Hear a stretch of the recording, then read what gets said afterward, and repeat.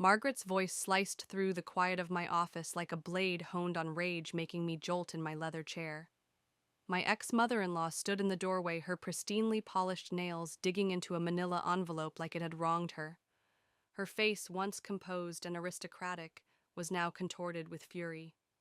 Behind her stood her daughter Heather, equally livid, her arms, crossed eyes blazing like a storm barely contained. "Where are they?" Margaret barked again, her voice rising an octave. I inhaled sharply, the air catching in my lungs as I glanced toward Chloe, my assistant, who had paused mid-stride with a stack of case files clutched to her chest. She looked frozen, as if the sheer intensity of the confrontation had sucked the air from the room.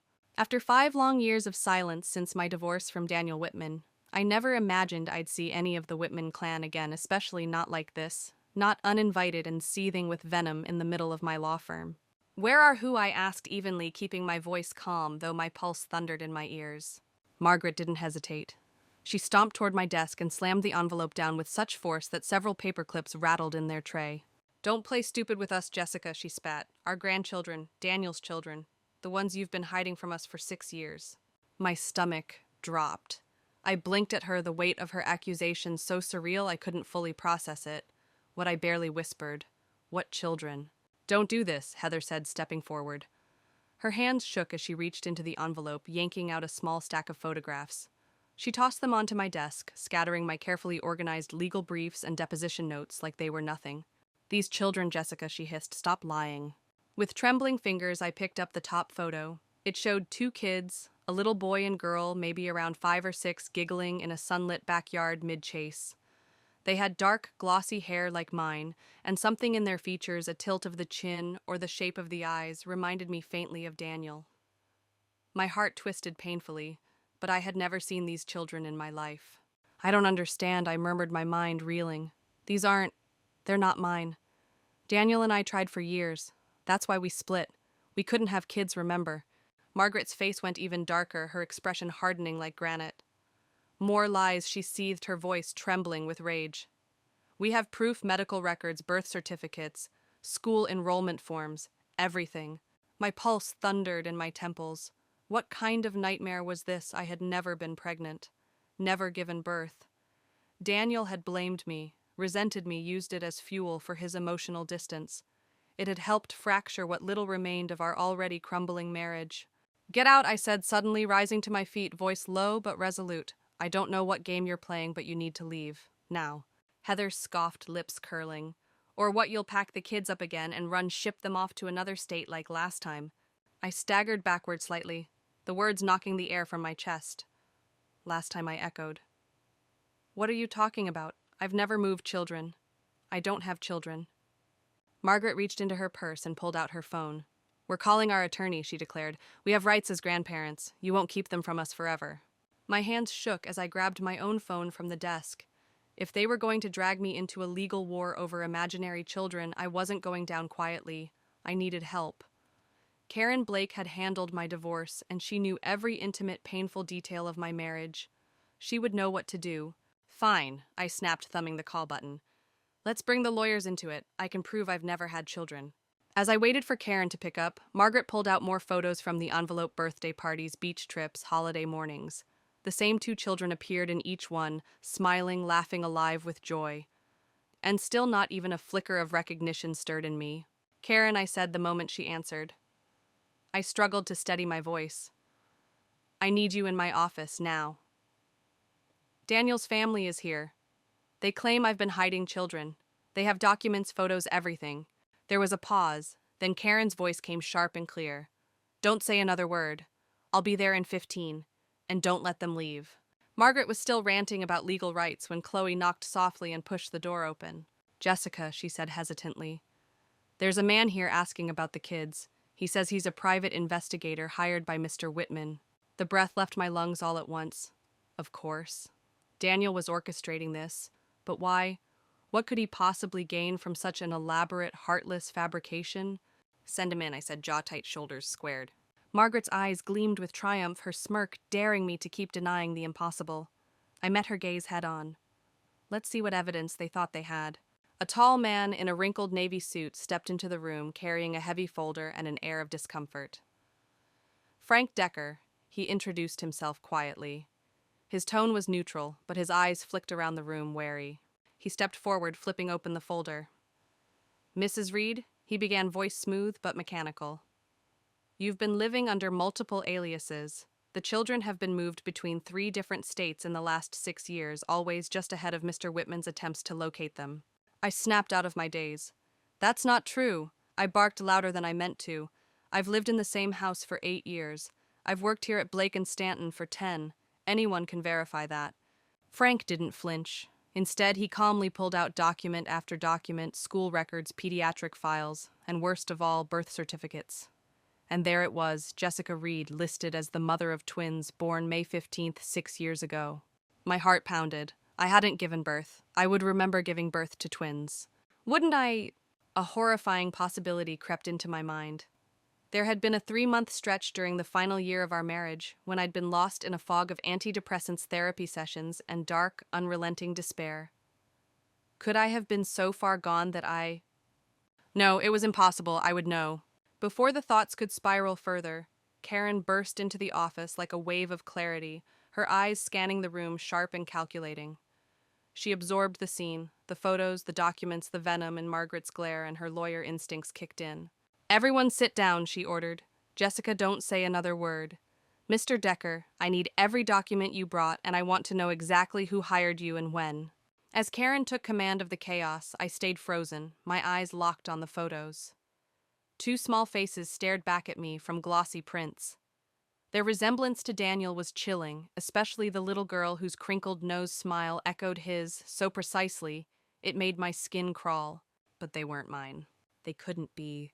The morning after the confrontation, I found myself seated across from Karen Blake in her book-lined office, the pale light of dawn filtering through Venetian blinds and casting narrow stripes across a landscape of paper documents, photos, legal forms, all spread out like the remnants of a storm. I sat motionless, the weight of sleeplessness heavy in my bones, staring numbly at a forged reality that had nearly broken me. Karen, ever meticulous, had worked late into the night, after shooing everyone out of the building with the controlled ferocity of a woman who knew exactly how to take command of chaos.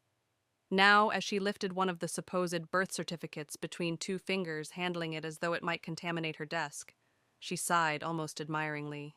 "These are excellent fakes," she murmured, eyes narrowing.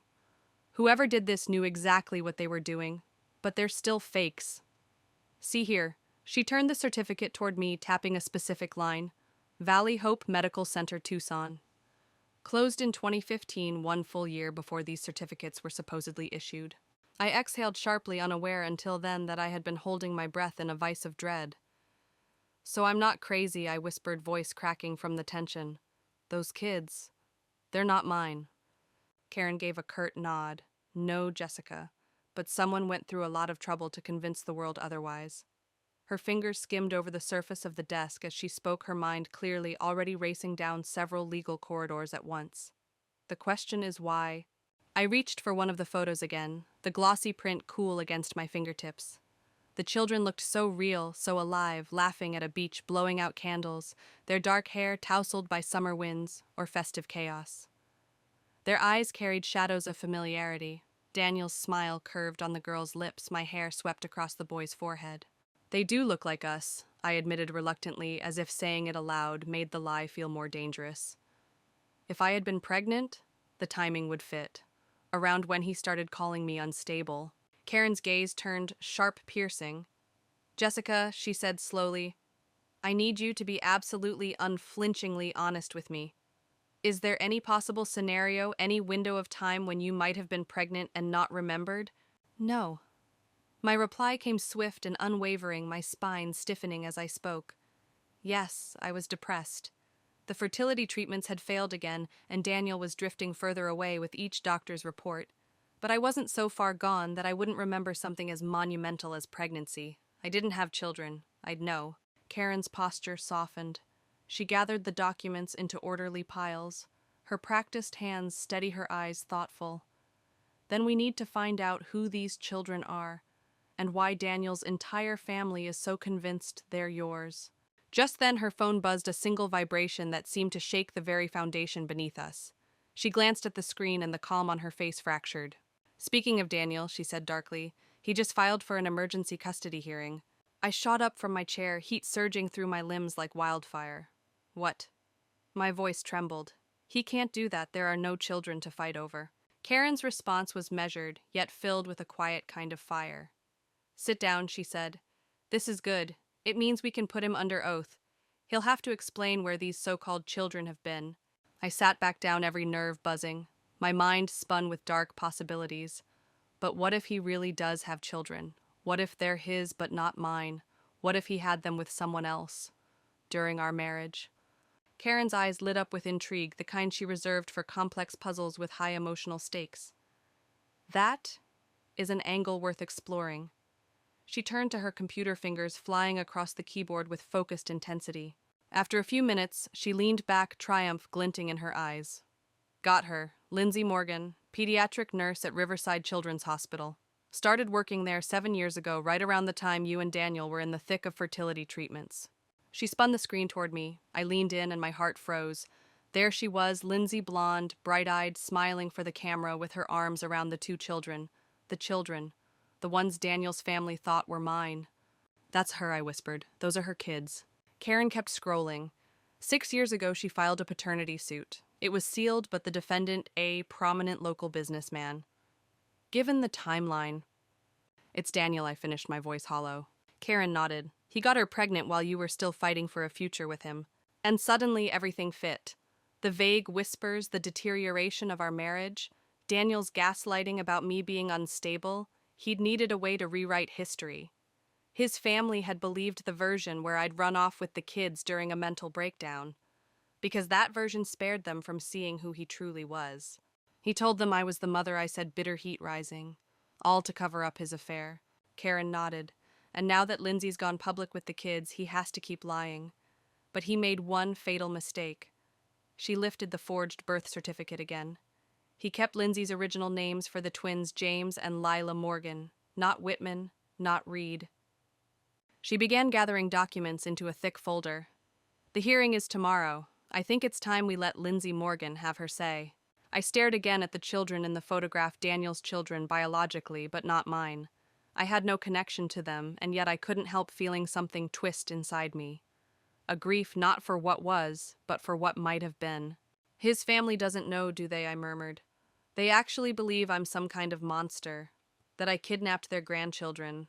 That's what Daniel wanted them to believe, Karen said gently, because admitting the truth would have meant facing the man he really is. I drew a long, steadying breath. Well, I said, standing tall, let's see how they handle the truth now. As I left Karen's office, my phone buzzed. A message from Margaret lit up the screen. We're praying you'll do the right thing and bring our grandchildren home. I saved the text. Tomorrow they would learn what the right thing really meant, and it wouldn't be anything they had imagined. I glanced again at Lindsay's photo, her children nestled against her side. They were innocent. They had no part in this web of deceit. They deserved to know who they truly were. And one way or another, the truth would be heard. The courtroom buzzed the next morning with restrained chaos, every seat filled, every eye watching. I sat at the defendant's table, feeling the prickle of hostility from Margaret and Heather behind me, dagger-like stares pressed against my back. Daniel, smug and postured at the plaintiff's table, wore the same sanctimonious expression I'd seen during our divorce, as if the world owed him redemption, and he was there to collect. Karen had seated me just one row from Lindsay Morgan. When she entered with the twins, James and Lila, in tow, Daniel's face turned the color of chalk. His jaw clenched and he hissed to his attorney, "What is she doing here?" Before an answer could come, the judge swept into the room and brought the emergency hearing to order. Daniel's lawyer stood immediately, launching into a passionate speech, a tale of stolen children, desperate grandparents, and a wronged father seeking justice. It was theater, and the audience, especially Margaret, now dabbing her eyes with a tissue, seemed riveted. But my heart beat steadily. Today wasn't about fear, it was about truth. Your Honor, Karen began rising with quiet authority. Before we proceed, I would like to submit into evidence the legitimate birth certificates of James and Lila Morgan and documentation of a paternity suit filed 6 years ago by their actual mother, Ms. Lindsay Morgan. Daniel's attorney objected, but Karen was ready. The children Mr. Whitman claims were stolen, she said, gesturing calmly, are right here with their real mother. The only thing being stolen today is the truth by Mr. Whitman himself. A murmur spread like wildfire through the courtroom. The judge examined the papers, her face stony, then turned her gaze on Daniel, who had begun to sweat through his collar. "Mr. Whitman," she said, voice as sharp as glass, "can you explain why there are two birth certificates for these children?" Daniel stammered. There must be some mistake." No, Lindsay's voice rang out clear and steady from behind me. "The mistake was thinking you could hide the truth forever, Daniel. These are my children. Ours. The ones you denied until it served your image to claim them." Margaret gasped and Heather's face went white. Margaret's hands were clenched tightly in her lap, her knuckles pale against the rich fabric of her tailored skirt, as the judge called a brief recess.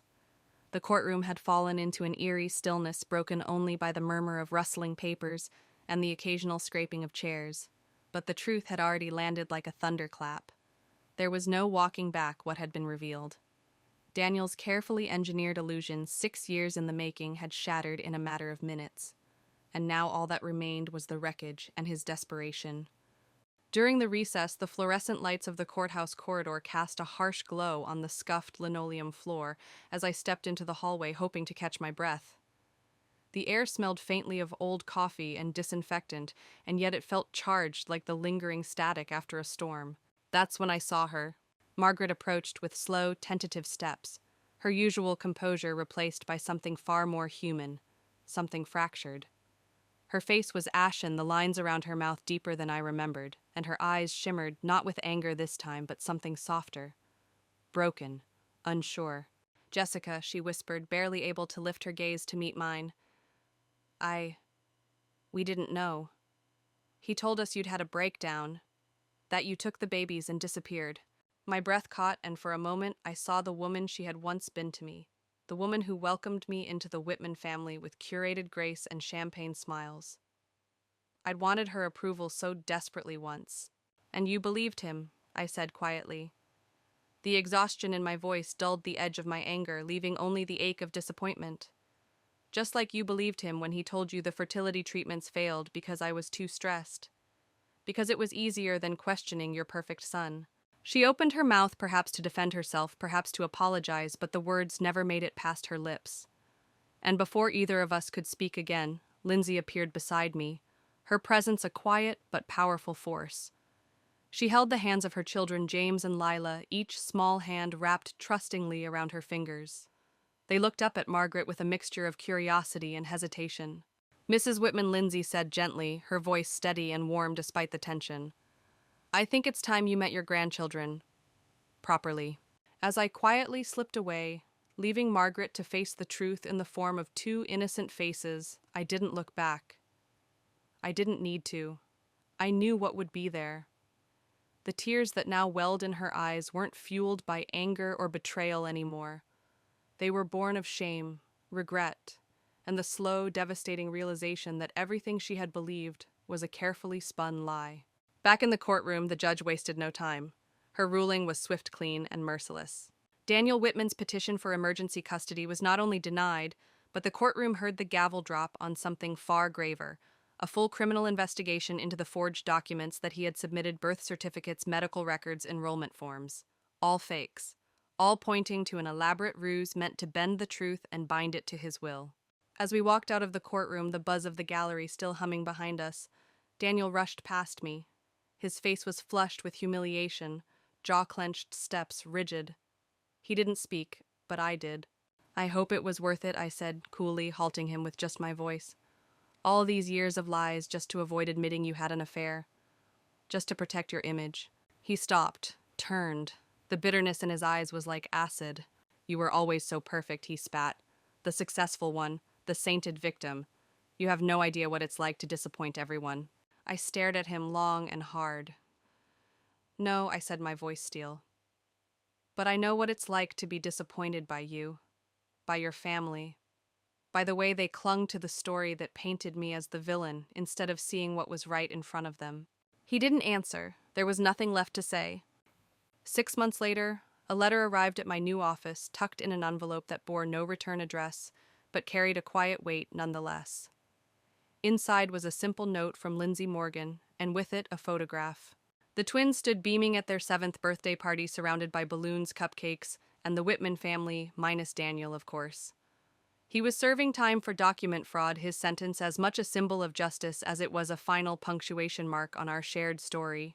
They ask about you sometimes, Lindsay had written in elegant script. I tell them you're the brave lady who helped their grandparents find them. Maybe one day when they're older, they'll understand the whole story. I stared at the photo for a long time before I pinned it on the wall beside my law degree and the framed newspaper article chronicling Daniel's conviction. Not as a shrine to vengeance or even justice, but as a testament to survival, to truth, to closure. Every December, since Margaret has sent a Christmas card, each one contains a carefully worded apology, small olive branches, extended across a canyon of old wounds and silences. I keep them all in a drawer unopened, not out of cruelty, but because some injuries take longer to heal than a season's greeting can mend. As for me, I sold my house and left the city where every street corner whispered fragments of that old life. I started fresh in a place where no one knew my name or the shadow it once carried. My new office overlooks the sunrise, and every morning I sip my coffee watching the light spill across the skyline, and I remind myself sometimes losing what you thought you wanted is exactly what sets you free. Those children, James and Lila, were never mine, but they are loved, protected, and surrounded now by a family that knows the truth. That, in the end, is worth more than any court victory. And sometimes, in the quiet moments between cases, I glance at their photo and smile not with longing, but with peace. Because doing the right thing often means letting go of the lies that were never yours to carry. Life, I've learned, has a way of pushing us into battles we never sought, shaping us in the fire of betrayal and resilience. But if there's one lesson I hold above all others, it's this: the truth always finds its way to the surface. It doesn't matter how deeply someone tries to bury it, how many lies are wrapped around it to protect a carefully manicured illusion. The truth is patient, and it is relentless. That day in the courtroom, I wasn't just defending myself. I was tearing down a tapestry of deception stitched by someone who couldn't bear the weight of his own choices. Now I'd like to hear from you. What would you have done in my place? Would you have fought as hard as I did? Or would you have walked away and let the lie live on unchallenged? Share your thoughts in the comments because your stories matter too. They deserve to be heard. And if stories like mine help you hold on just a little longer, if they remind you that you're not alone in the battle, then I hope you'll stick around. Like this video, subscribe to the channel, and join me as we bring more truth to light, one story at a time.